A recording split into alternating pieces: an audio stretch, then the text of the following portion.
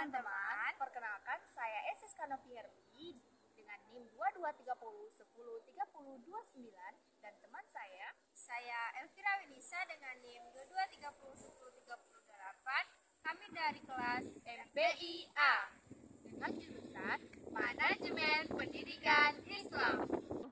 Baiklah, video ini kami tujukan untuk memenuhi tugas mata kuliah Manajemen Pendidikan dengan dosen pembimbing Bapak Dr. Asmentri SAG dan Bapak Vicky Rizky Febrian MPD, serta untuk berbagi ilmu kepada teman-teman semua. Baiklah teman-teman, kali ini kita akan membahas materi mengenai Manajemen Ketatalaksanaan Kantor Pendidikan. Selamat menyaksikan. Baiklah teman-teman, yang pertama kita akan membahas mengenai konsep manajemen ketatalaksanaan lembaga pendidikan. Pertama, kita akan lihat dari pengertian ketatalaksanaan atau tata usaha lembaga pendidikan, yaitu ialah suatu kegiatan yang menghimpun, menerima, mencatat, mengolah, dan mengandalkan, mengirim, serta menyimpan semua bahan keterangan yang diperlukan oleh organisasi. Jadi, dari pengertian tersebut dapat kita pahami bahwasanya ketatalaksanaan pendidikan atau tata usaha pendidikan itu tidak hanya meliputi surat menyurat saja, tetapi juga meliputi atau mencakup pengelolaan semua bahan keterangan atau informasi yang berwujud warkat.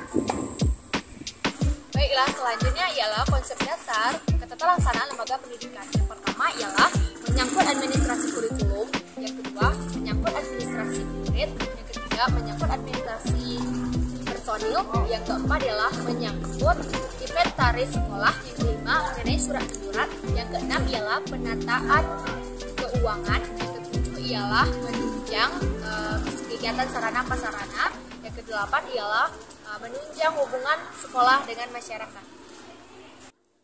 Baiklah, selanjutnya ialah prinsip-prinsip ketatalaksanaan lembaga pendidikan.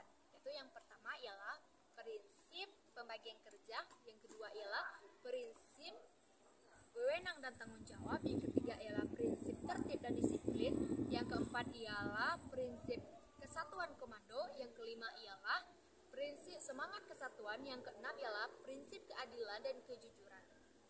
Baiklah, materi selanjutnya teknik-teknik manajemen ketatalaksanaan pendidikan.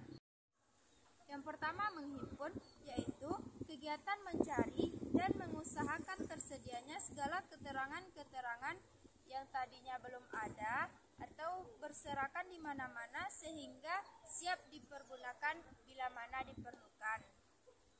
Selanjutnya mencatat, yaitu meliputi kegiatan membubuhkan dengan berbagai alat tulis-menulis mengenai keterangan-keterangan yang diperlukan sehingga terwujudlah tulisan-tulisan yang dapat dibaca, dikirim, atau disimpan. Selanjutnya mengelola, yaitu bermacam-macam kegiatan mengerjakan keterangan-keterangan dengan maksud menyajikan dalam bentuk yang lebih berguna atau lebih jelas untuk dipakai. Selanjutnya, penataan ketatalaksanaan lembaga pendidikan. Yang pertama, surat dinas sekolah dan buku agenda.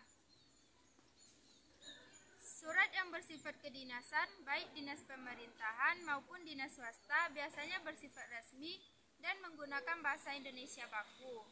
Sedangkan buku agenda berfungsi sebagai catatan keluarnya surat dengan pencatatan yang pertama, nomor urut surat keluar, yang kedua, tanggal surat keluar, dalam kurung pengiriman, yang ketiga, alamat surat atau kepada siapa, dan yang selanjutnya, pokok isi surat, yang terakhir, keterangan.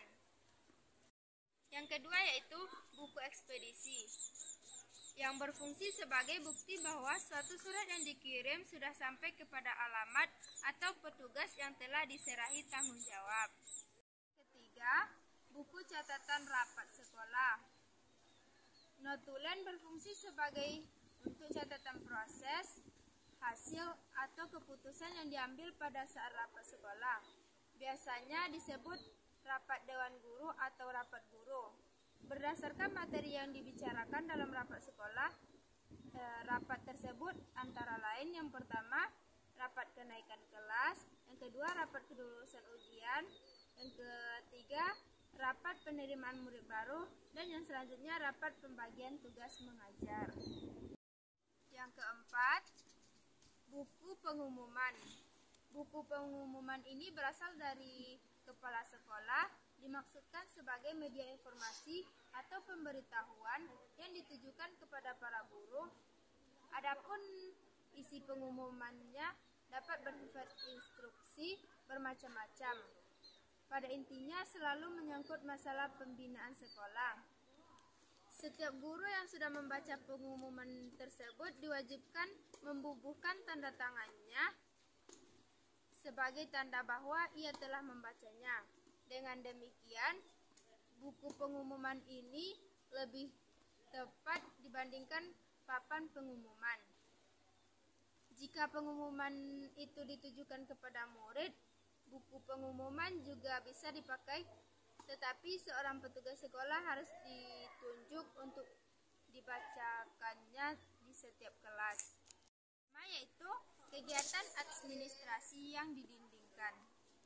Kegiatan pencatatan atau pendataan yang kemudian hasil pencatatan tersebut dipasang atau ditempel pada dinding, baik dinding kelas maupun dinding kantor guru atau tata usaha sekolah. Kegiatan semacam ini lebih dikenal dengan administrasi yang didindingkan. Yang keenam yaitu administrasi keuangan sekolah. Setiap unit kerja selalu berhubungan dengan masalah keuangan, demikian pula sekolah. Perihal keuangan sekolah pada garis besarnya berkisar pada uang sumbangan, pembinaan pendidikan, SPP, uang kesejahteraan personil, gaji, serta keuangan yang berhubungan langsung dengan penyelenggaraan sekolah seperti perbaikan sarana. Baiklah teman-teman, sekian materi dari kami mengenai manajemen ketataalaksanaan kantor pendidikan. Jangan lupa di